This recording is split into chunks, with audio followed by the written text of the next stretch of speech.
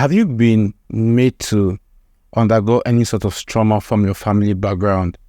So let's say your father abused you as a child, sexually, verbally, or otherwise, or your parents went through some sort of messy divorce, or you grew up with an absent dad or an absent mom. Then we want to introduce you to this series, which is called Family Dysfunctionality. And it's designed specially to look into each use case of family hurt and how it would have affected you growing up. And so if this is you and you've had to come from a dysfunctional family, either from one means or another, then this series is for you. So why not stay with me as we begin this journey for the next 10-15 minutes.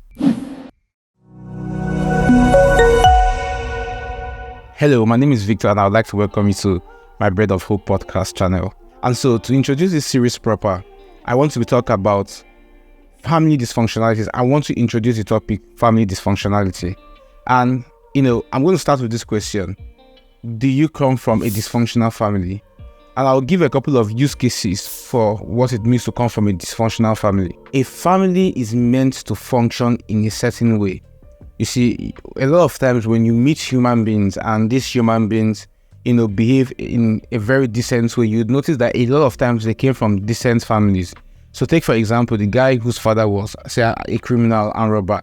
If care is not taken, he might end up following the footsteps of his father. And so you would realize that, children who usually come from families that are filled with so much love are usually very loving. While children who came from really hateful parents, right, are usually so filled with so much hatred. And you'd realize that your background matters because your family, determines the foundation upon which your life is built. And so if you come from a dysfunctional family, chances are that it has affected you in more ways than one. I will go through a couple of examples. You'd notice that you see a lot of women, who are always jumping from relationship to relationship. It feels like the moment they are done with one relationship, within a week, they are on to the next one. And they present a picture of a validation junkie or a love junkie, in the sense that I need that love, I need that attention, I need that guy, any guy, to affirm me, to tell me he loves me, to tell me I am wanted, to tell me I am beautiful. You have men who, would be with a lady and they are always insecure, feeling like, she's always going to go out there, cheat with somebody else, feeling like they are never good enough. Or you have men who cannot be in a relationship without, disciplining their woman in a physical way, right? And you ask yourself, where did this monstrous act stem from?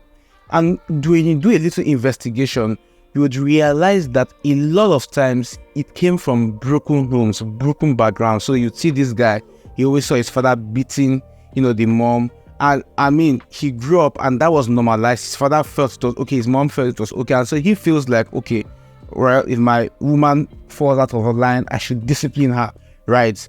Quote and unquote. And so you would realize that broken homes would lead to broken human beings, right? I'm going to give two use cases. The first one, I'm going to take a case study from the Black Americans in the United States. And so if you check your statistics, it says that Black Americans constitute about 13% of the American population. But when you go into the prison, you would realize that Black Americans are made up of 33% of the American prisons. So what that means is that you have about 13% in the country, but inside the prison, you have a higher proportion of Black Americans. And out of this 33%, about 70-something% of those who end up in prisons for Black Americans grew up without fathers. And when you investigate further, you would realize that a bunch of these guys who grew up without fathers went into a life of crime, went into, had anger issues and things like that.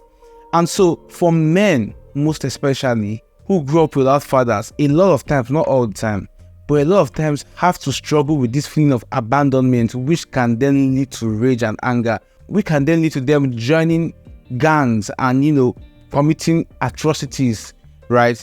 And so you have this guy who was hurt, who was feeling abandoned, who was feeling like my number one hero, the guy who should have taught me how to be a man, didn't even care enough to stay in my life, right? So why should I care, right? I mean, there's this anger I feel inside of me. So why don't I just go and, cause damage to society, right?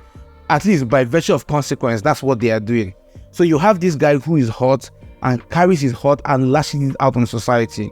You also notice that in America, you have what is called gun violence. So a random nigger can just come, pop guns in the air, kill a couple of people, right? And they did a study and discovered that about 70-something% of these people grew up without fathers, right?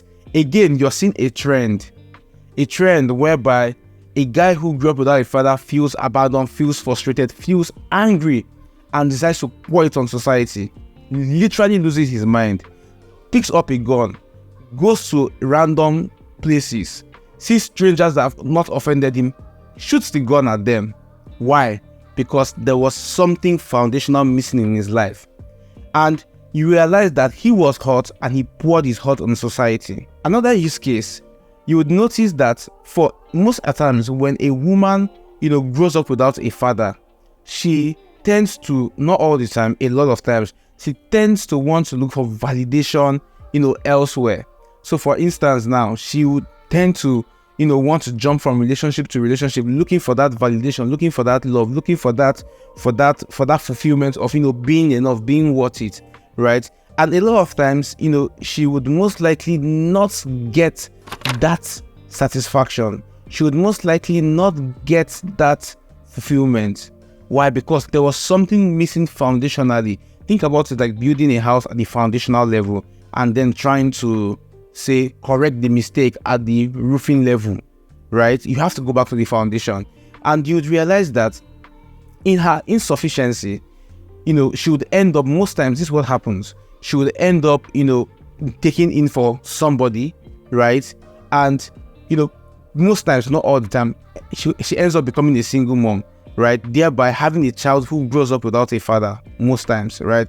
And so you realize that you have broken families, you're invariably repeating the same cycle, right? So you're going to have a child who then grows up without his own father, right? For the men, you're going to have that anger issue. You either end up in jail or you marry a woman and you turn out to your punching bag. Why? Because you didn't deal with those foundational issues. And either way, you realize that you have a couple of broken people who were broken at the foundational level, didn't address that brokenness, and went through life making bad choices as a result of trying to subconsciously fix what was taken from them at that foundational level. And what you then have is them making more mistakes, making deeper mistakes, hurting those that they love, hurting society as a whole, right? And you realize that when you don't fix these issues, you're going to end up becoming the person that causes pain. The person who was caused pain, which was you, ends up becoming the person that causes others pain. Subconsciously or consciously, it happens, right? Because the rule is simple: hurt people will always hurt people. And so you realize that for you to be able to become that man, that woman that is able to live life, the way God has designed it, the way God will have you live, live a life of fulfillment, live a life of purpose, you'd realize that you must address your healing. You must go through a path for you to come out refined. Think about it this way: you're like gold in the dust. You're still gold, you still have value, but you have been covered in dust, you've been covered in mud. You must consciously refine yourself to bring out the beauty in you, right? And until you get through these daddy issues, these mommy issues, this family dysfunctionality, you would realize that you would always be a substandard version of yourself. And so this episode is to prepare your mind to let you know that, okay, I may have suffered a certain form of family dysfunctionality. My dad never believed in me. My dad always compared me to other people. My father abused me sexually. My parents went through a messy divorce and I don't believe in love. This one, that one. And you would realize that until you recognize these issues and you're willing to battle them out, you will continue to suffer and struggle. and you would never attain that potential for yourself. You would never be the best man for your children as a father. You would never be the best husband, to your wife, right? As a woman, you would never be the best mom. You would never be the best wife. Why? Because you have this thing that inhibits the best in you, right? And so if you want to get the best out of yourself, you must dust off the dirt off your back. I look forward to, you coming back week by week, consciously working on your healing, consciously working on yourself, right? I'm going to be releasing episodes that deal with different things. You don't believe in love, you were abused by your parents didn't believe in you, they compared you to other people, you name it, right? I'll be addressing all of these issues. I'm going to spend the next couple of months addressing each specific issue, and if you fall into that issue, you're going to get tips on how to heal and things like that. So why not stay tuned with me while I go through all of this? I have a lot of stuff coming for you this year, and honestly, I'm excited. I can't wait to see, how this impacts and plays out in your life. Thank you for staying this long with me. Can't wait to see you next week. Bye.